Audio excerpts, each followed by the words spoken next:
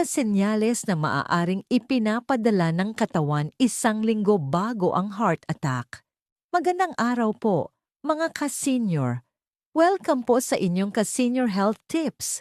Gabay para sa mas maingat at mas healthy na pamumuhay habang tumatanda. Mga ka-senior, mahalagang malaman na hindi lahat ng heart attack ay biglaan. Sa ilang tao, may mga babalang senyales na maaaring lumitaw ilang araw o kahit 1 linggo bago mangyari ang atake sa puso. Pananakit o paninikip ng dibdib. Isa ito sa pinakakaraniwang babala. Maaaring maramdaman bilang bigat, paninikip, pressure, o parang may nakadagan sa dibdib. Minsan nawawala at bumabalik. Madaling hingalin. Kung napapansin mong hinihingal ka sa mga gawaing dati, ay madali lang. Maaaring senyales ito na nahihirapan ng puso na magbomba ng dugo. Matinding pagod na hindi karaniwan. May ilang tao na nakakaranas ng matinding pagkapagod ilang araw bago ang heart attack. Pakiramdam nila ay kulang ang lakas kahit sapat ang tulog. Pananakit ng braso, balikat, leeg o panga. Hindi laging sa dibdib nagsisimula ang sintomas.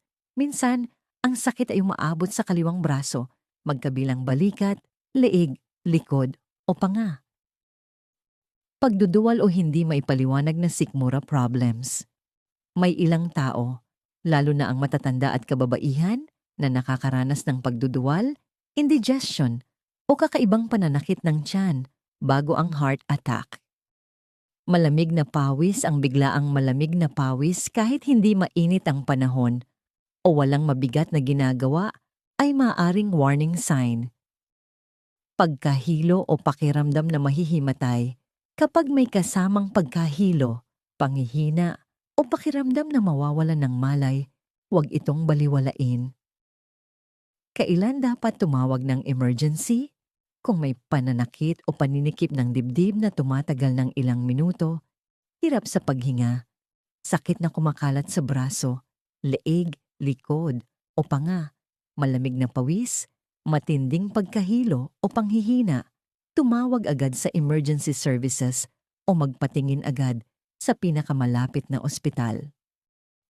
Mahalagang paalala mga ka-senior, tandaan ninyo ito.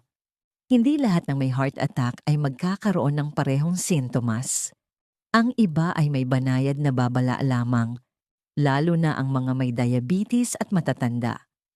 Ang maagang pagkilala sa mga senyales ay maaaring makaligtas ng buhay. Kung nakatulong po ang ka-senior health tips na ito, huwag kalimutang i-like, i-share, at mag-subscribe para sa mas marami pang healthy guides.